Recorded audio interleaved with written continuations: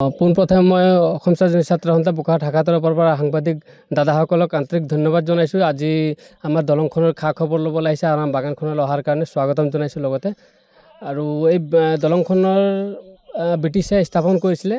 আমি জনা মতে 1930 চনতে এই দলংখন এষ্টাব্লিছ হৈছিলে আৰু তেতিয়াৰ পৰাই যেতিয়া আমাৰ ব্ৰিটিছ যোৱাৰ পিছত যেতিয়া অধীনত আহিলে, আমাৰ কোম্পানীৰ অধীনত, তেতিয়া কোম্পানীয়ে আমাৰ দলংখন মেৰামতি কৰিছিলে, মেইনটেনেঞ্চৰ ব্যৱস্থা কৰিছিলে, বছৰেকত কালাৰো ৰং ব্যৱহাৰ কৰিছিলে।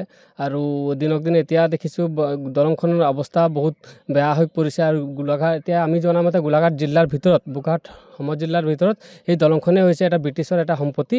আৰু এই সম্পত্তি টুৰিজমৰ ক্ষেত্ৰতো বহুত ভাল। যেতিয়া আমাৰ কাজিৰঙালৈ আমাৰ পৰ্যটকবিলাক আহে, তেতিয়া আমাৰ ব্ৰিটিছ দলংখনো আহি পেলাই চাই, তো আমি গৌৰৱ অনুভৱ কৰোঁ দলংখন চাই। লগতে আমাৰ বাগানখনো ভিজিট কৰে, আমাৰ ফেক্টৰী ভিজিট কৰে, আমি বহুত ভাল পাওঁ। কিন্তু এতিয়া দিনক দিনে দেখিছোঁ মানে দলংখনৰ অৱস্থা বহুত বেয়া হৈ পৰিছে। তো সেই ক্ষেত্ৰত যাতে আমাৰ স্থানীয় বিধায়ক আছে, আমাৰ অতুল বৰা ডাঙৰীয়া, লগতে মুখ্যমন্ত্ৰী মহোদয়ক মই অনুৰোধ জনাইছোঁ এই ব্ৰিটিছ সম্পত্তিটো সংৰক্ষণ কৰাৰ ব্যৱস্থা কৰক। আৰু সেই ৰাস্তাটো যিটো আমাৰ ডিফলো ৰাস্তাটো যিটো ব্লক ৰাস্তা দিছে, সেই ৰাস্তাটো কেনেধৰণে দিছে আমি বুজি নাপালোঁ। এতিয়া আমাৰ যিটো মানে লতাবাৰী আৰু ডিফলুৰ যিটো সংযোগী পথ আছিলে, পথটো দুইফালে পকা ৰাস্তা হৈ গৈছে, ব্লক ৰাস্তা, কিন্তু এই দলংখনৰ কাৰণে এতিয়া আমাৰ মানে কানেকশ্যন নাইকিয়া হৈ গৈছে।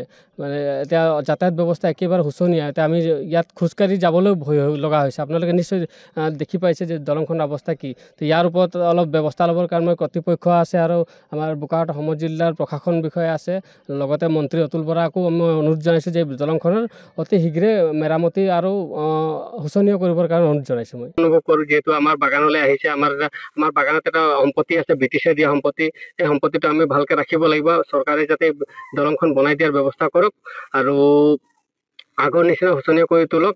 যিহেতু মানুহ ইয়াতে এইটো একমাত্ৰ পথ হৈছে অহা যোৱাৰ পথ। ইয়াতে আমাৰ বাগানৰ পাতো আহে ট্ৰেক্টৰেদি, বহুত ৰিক্স হৈ যায় আহিবৰ কাৰণে। তো দলংখন সোনকালে বনাই দিবৰ কাৰণে মন্ত্ৰীক অনুৰোধ জনাইছোঁ।